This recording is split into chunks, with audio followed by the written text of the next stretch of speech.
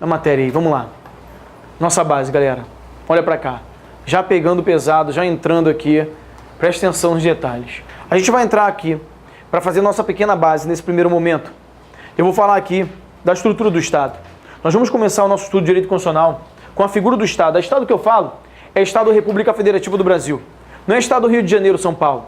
É Estado República Federativa do Brasil. O Estado, o Brasil, há um tempo atrás, ele não era Estado soberano. Ele era o quê? Colônia de Portugal. Então, com a proclamação da República, passamos a ser o quê? Um Estado soberano. E o que é o Estado que eu falo, Estado-país, Estado realmente soberano, Estado-país? É uma sociedade politicamente organizada formada por 4 elementos. Onde você está? Primeiro ponto aí, depois do conteúdo programático. Página 3.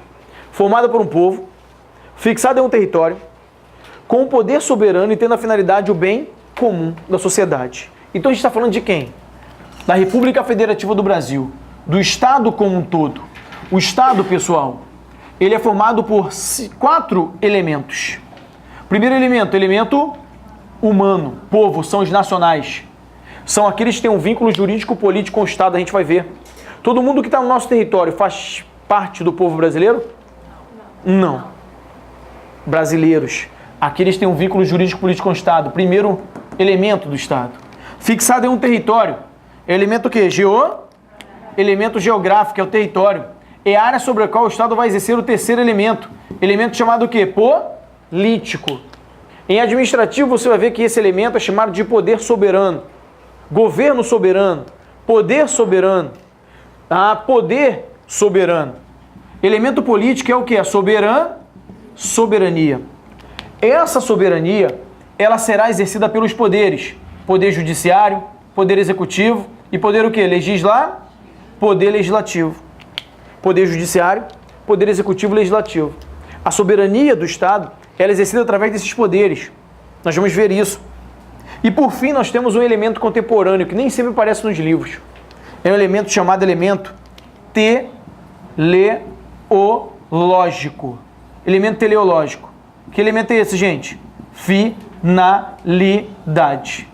Finalidade. Elemento finalístico. Então nós temos aqui os 4 elementos do Estado. O Estado, então, ele é formado por 4 elementos. Elemento humano, povo. Elemento geográfico, é o território. Elemento político, é a soberania. Essa soberania, ela significa o poder político independente e supremo. Independente e supremo. Repare, pessoal, que o nosso material é bem detalhado. É assim. E esse material é um esqueleto, então você tem que usar os sentidos. Vai imprimir, vai encadernar, vai deixar lá no teu computador salvo para consulta.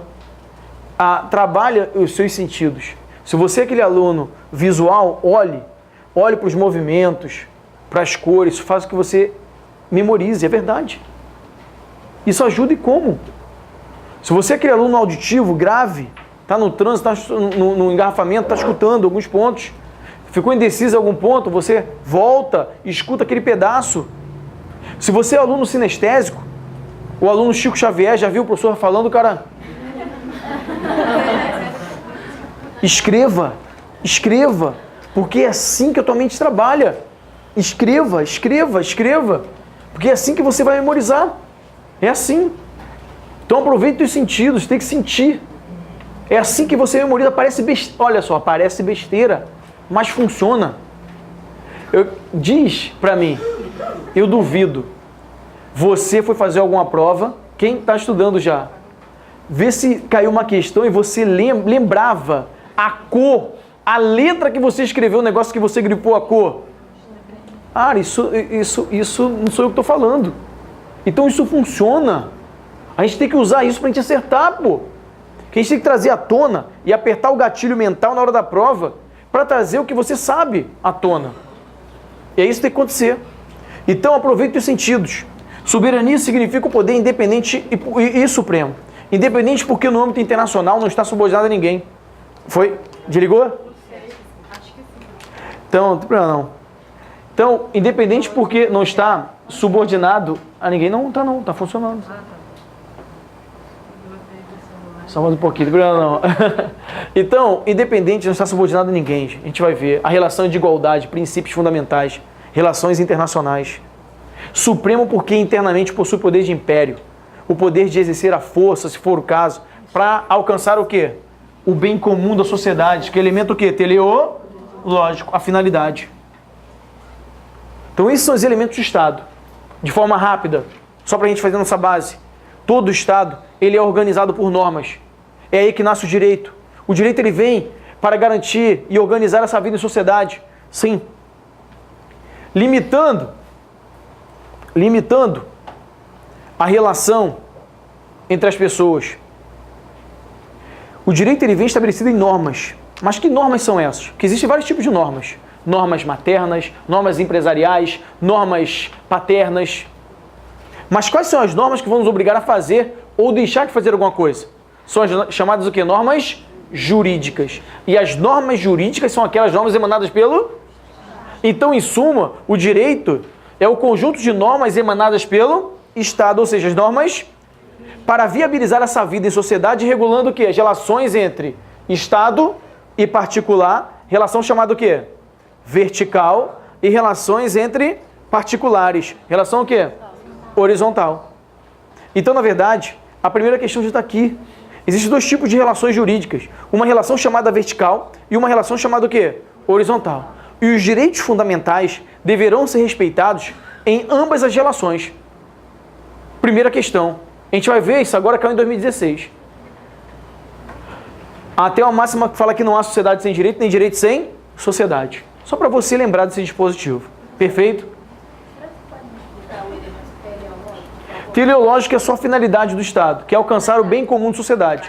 E essa finalidade é alcançar o bem comum de sociedade. Fazer de tudo, né, para que a sociedade, para que alcance, né, esse bem comum, como acontece no nosso Estado, né? Há um bem comum aqui, né? Isso, mais ou menos isso. Enfim, vamos lá. E aí todo Estado, gente, ele precisa de uma Constituição. E a Constituição de um Estado é a lei fundamental e suprema. Fundamental e suprema. E o que a gente vai estudar? A nossa Constituição. E o direito constitucional é o estudo metódico dessa Constituição. É o estudo da lei fundamental de um Estado. O direito constitucional vai estudar a Constituição. Eu coloquei aqui as definições e você vai ler depois, que é leitura só. É só para o nosso material ficar bem completo. Tem tudo aqui para você. Quase tudo. Muita coisa eu coloco no quadro. Por isso que você tem que riscar, tem que grifar o teu material, tem que colocar as coisas no papel, nesses papéis do ladinho. Que a gente vai colocar várias observações. Mas o direito constitucional ele estuda a Constituição, é isso que a gente vai fazer. Todo Estado do país, ele precisa de uma Constituição. Não existe Constituição sem Estado, nem Estado sem Constituição. O Estado pode ter até uma Constituição não escrita, não é isso, gente? Sim, onde ele vai ter os costumes, as jurisprudências, os tratados, mas existe uma Constituição, ela é o quê? Não escrita. Tem que ter uma Constituição. E a Constituição, no nosso caso aqui, é a lei fundamental e suprema de um Estado. Fundamental por quê? Porque ela vai estruturar o Estado, trazer os elementos essenciais para organizar o Estado, trazendo a estrutura, os elementos essenciais do Estado, a forma de governo,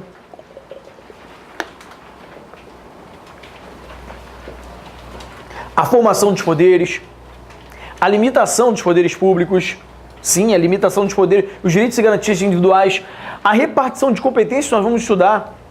Por isso é fundamental, porque vai estruturar, limitar o abuso do Estado, limitar os poderes do Estado, organizar o Estado, trazendo os elementos essenciais. Por isso ela é fundamental. E a Constituição também é o quê? Suprema. Supremo por quê? Supremo porque ela está no topo do nosso ordenamento jurídico e só poderá ser modificada por um procedimento especial, um procedimento solene, um procedimento dificultoso, um procedimento diferente do procedimento de aprovação de uma lei. Uma lei ordinária, ela é muito fácil de ser aprovada. Calma aí, Fábio, não entendi. A Constituição Federal, ela poderá ser modificada? Pode ou não pode? Pode ou não pode, gente? Sim. Através de quê? De emenda constitucional. Olha aqui, um projeto de emenda.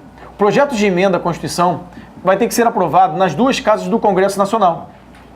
O nosso Congresso Nacional, ele é o quê? Bicameral, formado por Câmara e Senado.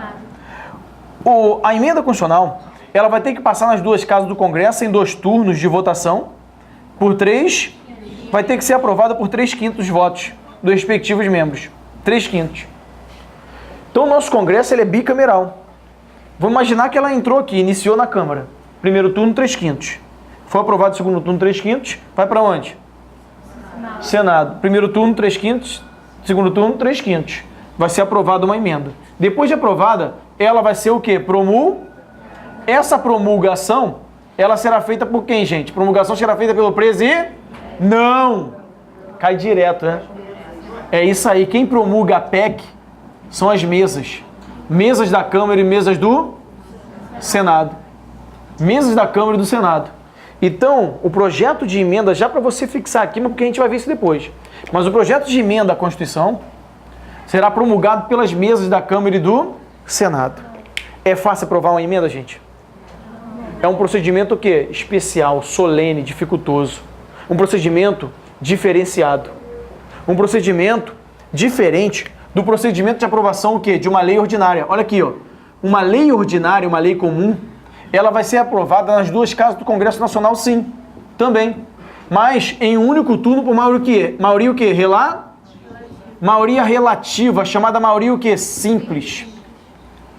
Que é a maioria dos presentes. Maioria dos presentes. Maioria relativa, maioria dos presentes. É muito mais fácil você aprovar uma lei ordinária do que aprovar uma emenda constitucional.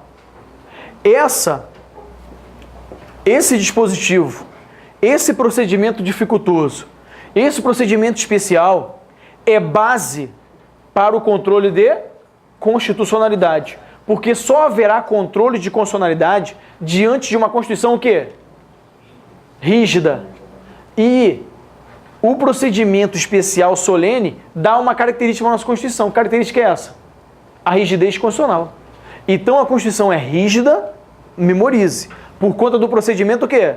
Especial de modificação. É por isso que a Constituição é rígida, por conta desse procedimento especial de modificação. Por isso que ela é rígida. E a rigidez constitucional é base para o controle de constitucionalidade. Só haverá controle em face de uma Constituição o quê? Rígida. Porque diante de uma Constituição flexível, não terá controle de constitucionalidade. Beleza, gente? Repare então, controle de constitucionalidade. Bem, gente, recapitulando então, o Estado, ele é formado por 4 elementos: elemento humano, povo, elemento geográfico, que é o quê? Território, elemento político, que é a soberania, elemento teleológico, que é o quê? A finalidade. Todo Estado precisa de uma Constituição. E a Constituição é a lei o quê? Fundamental e suprema do Estado. Fundamental por quê? Fundamental porque ela vai estruturar, organizar o Estado. E suprema porque ela está no topo do nosso ordenamento jurídico, servirá de validade para todas as demais normas e só poderá ser modificada por um procedimento o quê? Especial. Um procedimento solene. Um procedimento dificultoso. Esse procedimento dá uma característica à nossa Constituição. Que característica é essa? Rigidez constitucional. A nossa Constituição é rígida por conta desse procedimento especial de modificação. Lembrando que quem promulga o projeto de emenda são as mesas da Câmara e do Senado. Perfeito. Com isso, vamos avançar. E aí, olha, como você já pode fazer a primeira 2 questões. Vamos lá comigo? Pega o teu material. Depois, o ideal é separar, tá? É separar as questões da teoria, né? Deixar as questões separadinhas. Olha lá. Questão número 8. Vamos junto? Vamos lá. Questão número 8. Podemos? Olha o que diz. É elemento do Estado, governo soberano, poder judiciário, democracia, Estado membro da federação, administração pública direta. O que você acha, gente? Governo soberano. Letra A. Fácil demais. Agora, olha só. Vamos fazer diversas questões. Diversas. Olha, uma outra já, para a gente já evoluir. Questão 14. Advogado, olha lá. 10 segundos. Só quando eu perguntar, você responde. Vai. É só dizer certo ou errado. 14. Fábio, calma aí, Fábio. Você está muito rápido. Só quando eu perguntar, gente, você responde. 14. Questão 14. Vai lá, 10 segundos.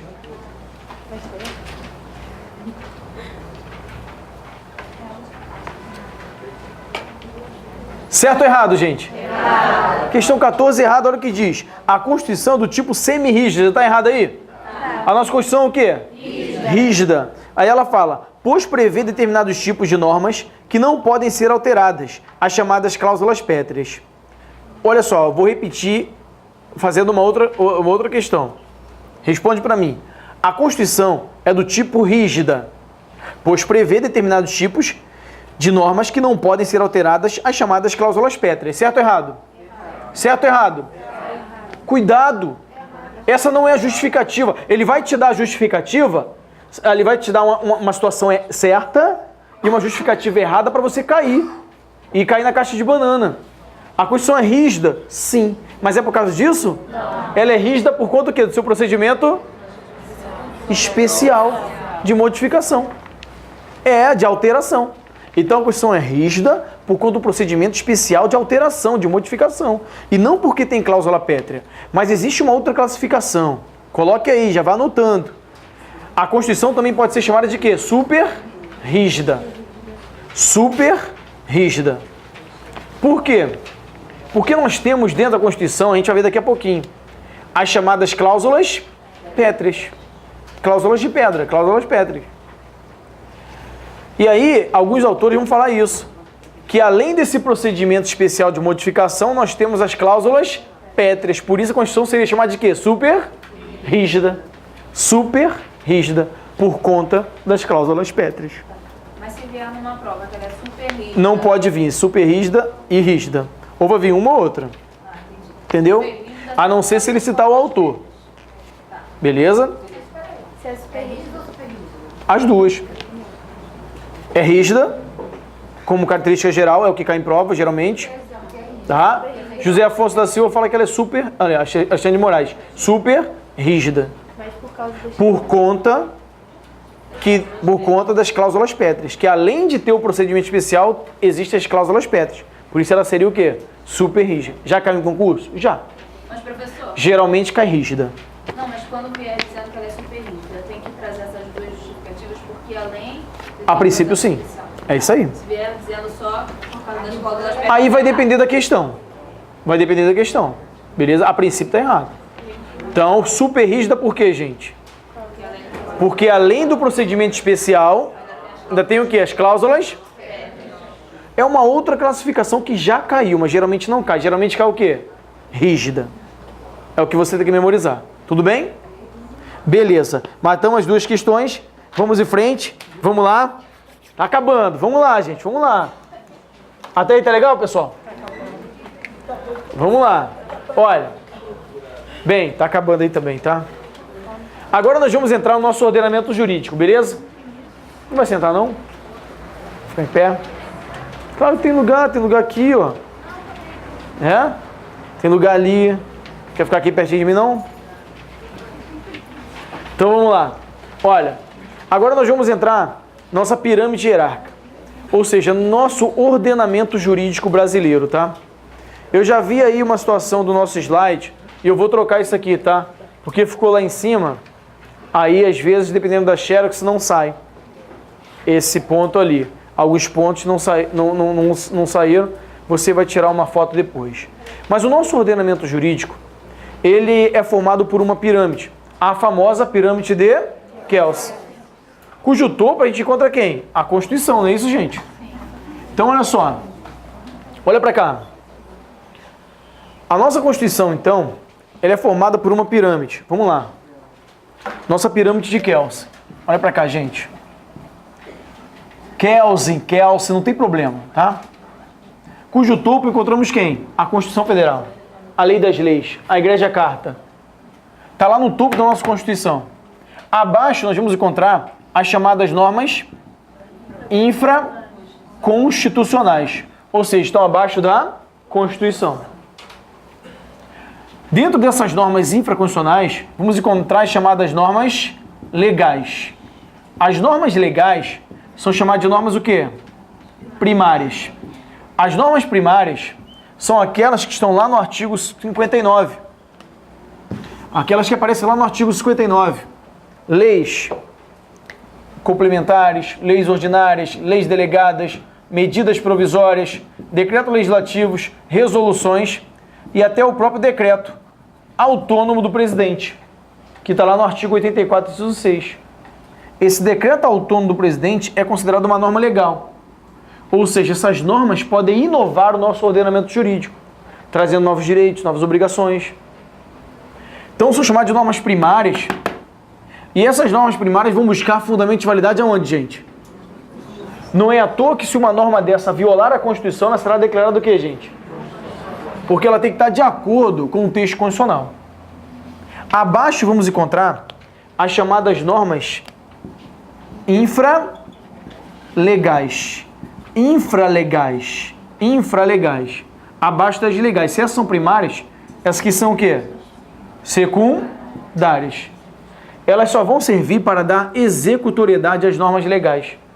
Só vão detalhar, esmiuçar essas normas legais. Código Penal, uma lei. Aí ela fala, transportar, guardar, substância entorpecente, crime, sim ou não, gente? Sim. Mas diz quais são as substâncias? Não. Aí vem o quê? Uma portaria, né? Da ANS, Agência Nacional de Saúde, né? Anvisa e tal, para dizer quais são as substâncias o quê? Entorpecentes. Ela está o quê? Detalhando, esmiuçando. Então, as normas infralegais são os decretos regulamentares, as portarias, as instruções normativas, tudo bonitinho para você ali. Elas só vão dar o quê? Executoriedade às normas legais. Só dão executoriedade, só vão detalhar. Esse praticamente é o nosso ordenamento jurídico. É esse aqui. Lá no topo a Constituição Federal. Abaixo as normas infraconstitucionais. Dentro delas normas legais que vão buscar fundamento onde? Na Constituição. Abaixo as normas infralegais secundárias que vão dar o quê? Executoriedade. Aí olha só. O que nós vimos? Nós vimos que as leis ordinárias são aprovadas que maioria simples, não é isso, gente? Maioria relativa, rapidinho, tá? Não vou isso aqui a gente vai detalhar depois. Mas a maioria relativa aprova uma lei ordinária. Maioria relativa, maioria simples, a maioria de alguma coisa é em cima de tem um parâmetro, sim ou não, gente? Vai ter que usar um parâmetro. E na maioria relativa, qual é o parâmetro? É o número de presente. Então a maioria relativa é o quê? É a maioria dos presentes. O número de presentes em uma sessão é um número que é absoluto ou relativo? Relativo. Vamos dar um exemplo com o Senado. Tem 81 senadores. Só que aqui, ó, chegaram 50 senadores. Chegaram 50. Para aprovar a lei ordinária, quantos votos favoráveis? Hein, gente? Se chegaram 50? 26, né? A maioria dos presentes? A maioria dos presentes, a maioria que é o quê? Por isso que é maioria relativa à aprovação de uma lei o quê? Entendeu ou não, pessoal? Porque em cima de um número que é o quê? Relativo, que é o número de presente. Foi ou não, Bruno? Se chegarem 41 senadores, quantos votos aprovam a lei ordinária? 21. Entendeu? Por isso que é muito fácil aprovar uma lei ordinária. Então, olha pra cá. Lei ordinária é aprovada o quê? Maioria dos presentes, tá vendo? Lei complementar. Lei complementar, qual é o parâmetro? Maioria absoluta. Então, na verdade, o parâmetro vai ser o número que é o quê? Absoluto. Que é o número de membros. Número da casa. O Senado, por exemplo, tem 81 senadores. O número de componentes, olha aqui, ó. Componentes, o número da casa é o número que é o quê? Absoluto. Tem 81 e acabou. Então, a maioria absoluta é em cima de um número absoluto, que é o número de membros da... Qual é a maioria absoluta do Senado, gente? 41. Então, vamos imaginar. Chegaram 50 senadores. No mínimo, quantos votos a gente vai ter que alcançar? Foi uma maioria absoluta. 41, porque em cima de um número que é o quê? O parâmetro é o número da casa e não o número de presente. Não é relativo, é o quê? Beleza ou não? Então, lei, por enquanto só grave isso. Lei complementar aprovada a maioria o quê? absoluta. Lei ordinária é maioria simples, maioria que relativa, a mesma coisa. Bem, a lei complementar é prova de maioria absoluta. É mais difícil que a maioria simples. Então eu posso afirmar que a lei complementar é hierarquicamente superior à lei ordinária? Posso afirmar que existe hierarquia entre elas? Todas são o quê? Normas legais, primárias. Então não há hierarquia entre elas. A hierarquia é o quê? Vertical. Entre a Constituição e as normas legais. É isso aí. É assim, é vertical. Sim ou não, gente? Então cuidado com isso. Tudo bem? Não há hierarquia entre elas. Mole ou não, pessoal? Não. Foi? Não pegou? Não. Lei complementar é hierarquicamente superior à lei ordinária? Que por sua vez é hierarquicamente superior à medida provisória? São todas o quê? Normas que estão no mesmo patamar. Então não há hierarquia aqui. Há hierarquia entre as normas constitucionais e as legais. Vamos? Repare, gente, você pode perguntar à vontade. Não fique com raiva, porque às vezes eu vou falar, ó, isso aí não, depois. A gente vai ver isso lá na frente, fique tranquilo. Isso é para dar mais agilidade à nossa aula. Então não fique com raiva se às vezes eu falar assim, ó, não, depois eu te respondo, isso aí não, agora não e tal. Beleza? Mas você pode perguntar à vontade, que a aula é sua. Não saia daquela porta com dúvidas.